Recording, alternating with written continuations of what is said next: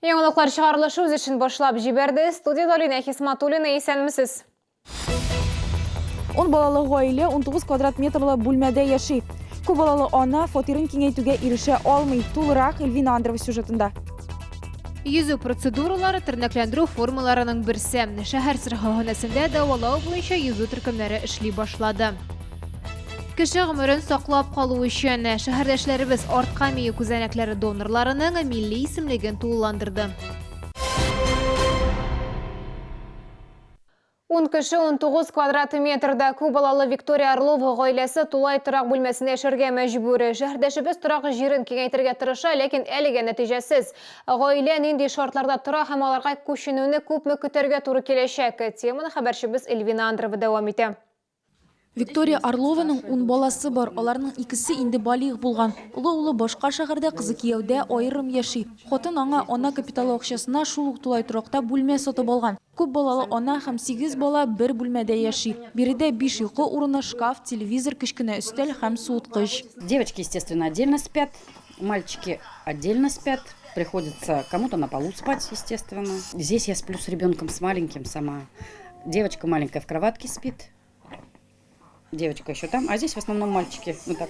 Виктория Орлова ялгыз ана, ире белән рәсми рәвештә никахлары теркәлмәгән. Ират вакыт булыша дип сөйли ул. Әмма аның даими эше юк, шуңа күрә акча җитми. Аена кер юу порошогы гына 9 килограмм чамасы кирәк. Мясные продукты, сухие продукты, масло. Покупаю определенно на 8 тысяч. Мне хватает это на полмесяца. Потом я, естественно, опять или муж помогает, или мне приходится занимать. Но занимаю, конечно, как сказать, частенько, потому что у меня как-то кругооборот идет. Викторияның кеше улына 10 ай, ул вакытыннан алда туган, күпмедер вакыт реанимациядә яткан. Хастаханәдә ханым Казан хәйрия оешмасы җитәкчеләре белән таныша, шуннан бирле алар аның гаиләсенә ярдәм күрсәтә. В основном помощь наша состояла в продуктах питания. Это мука, овощи, крупы, подгузники для Илюшки, вещи для ее детишек. Мы решили помочь ей все-таки разрешить проблему квартирного вопроса. Күптән түгел хатын кыз түгәрәк өстәлдә катнашты. Анда аны башка күп балалы аналар белән таныштырдылар. Шәһәрдәшебез торак шартларын яхшыртуга өметләнә. Ирина Будовниц һәм аның хезмәттәшләре белән Виктория юристлар ярдәмендә төрле инстанцияләргә мөрәҗәгать иткән. Күп балалы ана миңа фатир тиешме дип кызыксына. Бу сорау белән без шәһәр башкарма комитетына мөрәҗәгать иттек. 5 детей до 2017 года не имели регистрацию. С заявлением о принятии на жилищный учет ранее она не обращалась. К сожалению, предоставить семье Орловой и Виктории жилищное помещение в настоящее время оснований не имеется, так как это нарушит права других граждан, принятых на жилищный учет ранее. Виктория Орлова гаиләсе 2019 елга Татарстан Республикасында күп балалы гаиләләрнең җыелма исемлегенә кертелгән. Ул исемлектә 546 дип аңлатты безгә мәгълүмат сәясәте һәм пиар буенча идарә башлыгы. Орловлар чираттан тыш торак алу хукукына ия түгел. Ул бары тик авария хәлендәге торак милек кешеләренә һәм сәламәтлек мөмкинлекләре шикләнгән кешеләргә генә бирелә дип нәтиҗә ясады Рима Мөхәммәтҗанова. Эльвина Андрова, Фәнис Ихсанов, Яңалыклар. Су ярдәмендә остеохондрозны һәм башка авыруларны дәваларга була. 6-нчы шәһәр поликлиниканың яңартылган бассейнында йөзү буенча 5 төркем эшли. Анда умыртка баганасы сынуын кичергән дәваланучылар да йөри. Белгечләр әйтүенчә, су кешенең сәламәтлегенә һәм физик үсешенә уңай йогынты ясый. Бу хакта тулырак алдагы сюжетыбыз. 6-нчы поликлиникадагы әлеге бассейн сентябрьдә капиталь төзекләндерүдән соң ачылды. Ремонтка кадәр күп еллар дәвамында эшләмәгән. Йөзәргә теләүчеләр саны күп, монда терәк хәрәкәт аппаратында төрле җәрәхәтләр булган, умыртка баганасын сындырган һәм инсульт кичерүче дәваланучылар йөри. Это аэробная нагрузка, и она позволяет вовлечь в работу большое количество мышц. Находясь в воде, человек находится в состоянии гидростатической невесомости, и это создает условия для разгрузки опорно-двигательного аппарата. Поэтому в воде у нас лучше восстанавливается функция суставов, позвоночника. Бассейнның тирәнлеге 140 см, йөзә белмәүчеләр дә суга курыкмыйча керә ала. Биредә бер үк вакытта 12 кешегә кадәр шөгыльләнә ала. Бассейнга килгәнче терапевт табибыннан медицина белешмәсен алырга кирәк. Больные ко мне подходят с направлениями от врачей, и я им определяю уже группы занятий лечебной физкультуры. Одна часть занимается в зале лечебной физкультуры, другая в кабинете механотерапии. И часть пациентов посещают лечебную физкультуру в воде. Бассейнға соқын тигәндә йогышлы һәм ишәк авырулары белән ширләгәндә йөрергә ярамый. Эчке орган авырулары кискенләшкәндә шулай ук йөзүне кичектерергә кирәк ди белгечләр. 6-нчы поликлиникада yüзүгә көндез дә, кич тә килеп була. Әлеге бирегә шушы поликлиникага беркетелгән шәһәрдәшләр генә йөри ала. Әмма тиздән төркемнәр санын арттырырга уйлыйлар. Димәк, барлык теләүчеләрен дә кабул итә алачаклар. Мәрьям Файрушина, Ленар Султанов, яңалыклар. Донор булып, кеше гомерен саклап калырга Россия Федерациясе сәламәтлек саклау министрлыгы шәһәрдәшебезне донорлар хәрәкәтендә катнашкан өчен медале белән бүләкләде. Рөстәм Калимуллин арка мие күзәнәкләренең уникаль доноры булды һәм яман шеш авырулы кеше гомерен саклап калды. Рөстәм Калимуллинга 22 яшь, ул тәҗрибәле донор, 18 яшьтән кан тапшыра башлый. Донорлар арасында сирәк очрый торган 4-нче төркем уңай резус факторлы кан иясе ул. 2017 елда донорлар регистрына керү өчен Рөстәм Росплазма фондына кан бирә.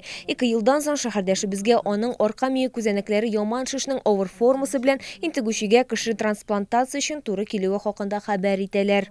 Мне вкалывали препарат, который стимулировал такое состояние моего организма, как будто бы у меня там или грипп, или что-то. Ну, для того, чтобы у меня был выброс лейкоцитов, и чтобы у меня начали создаваться эти стволовые клетки. Для того, чтобы организм начал выбрасывать, так скажем, резервные клетки. И вот именно вот эти клетки у меня забирали. Арка мие күзәнәкләрен трансплантациялау операциясы уңышлы узды. Рөстәм Калимуллин ярдәме белән яман шешнең авыр формасы белән авыручы кеше исән. 18 яшьтән 45 яшькә кадәргә җитди авырулар кичермәгән һәркем донор була ала. Моның өчен иң элек кан тапшыру үзәгендә килеп анкета тутырырга кирәк. Аннары потенциаль донорның канын алалар һәм мәгълүматны милли регистрга урнаштыралар. Донорларны без 18 яшьтән кабул итәбез. Әлбәттә, ул таза булырга тиеш. Учетта торган кешеләр кан бирә алмый. Кан бирергә килгәндә әзерләнеп, диета саклап, хотя бер 2 көн булса да, йокыны туйдырып, төнге сменалардан килү зыянлы. Россиядә авыр пациент белән потенциаль туган булмаган донор кодының туры килү ихтималы бер очракка 50 меңне тәшкил итәргә мөмкин. Шуңа күрә регистрда донорлар күбрәк булган саен пациентларның гомерен саклап калу ихтималы да зуррак. Ел саен Яршалыда донор булып 7 мең кеше теркәлә. Лилия Гальцина, Фанис Иксанов, Сергей Вильданов, яңалыклар. 2019 елның 11 айында шәһәрдә 346 янгын булган, аларда 4 кеше һәлак булды. Гадәттән тыш хәлләрнең төп сәбәпләре ут белән саксыз эш итү, электр җиһазларын һәм көн күреш приборларын урнаштыру һәм куллану кагыйдәләрен бозу. Яңа ел бәйрәмнәре вакытында төрле пиротехник эшләнмәләр шәһәрдәшләр арасында аеруча кызыксыну уята. Республика һәлакәтләр медицинасы үзәгенең мәгълүматларына караганда, узган яңа ел бәйрәмнәре вакытында Татарстанның сәламәтлек саклау оешмаларына төрле җәрәхәтләр белән 10 кеше мөрәҗәгать иткән. Сәбәбе пиротехник эшләнмәләрне саксыз куллану. Зыян күрешләр арасында 7 һәм 14 яшьлек 2 бала бар. Мөрәҗәгать итүчеләрнең күбесе Казан һәм Чаллы шәһәрләреннән. Бәйрәм чаралары үткәрелә торган объектларда янгыннарны булдырмас өчен 20 декабрьдән алып 8 гыйнварга кадәр янгынга каршы махсус режим кертелә. Будет установлен запрет на использование пиротехнических изделий первых 3 классов опасности в пределах 500 метров от границ объектов промышленности, транспортной инфраструктуры, топливо-энергетического комплекса, а также в пределах 50 метров от границ объектов жилищно-коммунального хозяйства, объектов с массовым пребыванием людей. Исключением являются бенгальские огни и хлопушки. Бу сезгә ихрәсе соңгы мәгълүматыбыз иде. Мин Алина Хисматуллина, сезнең белән сау булышам. Игътибарыгыз өчен рәхмәт.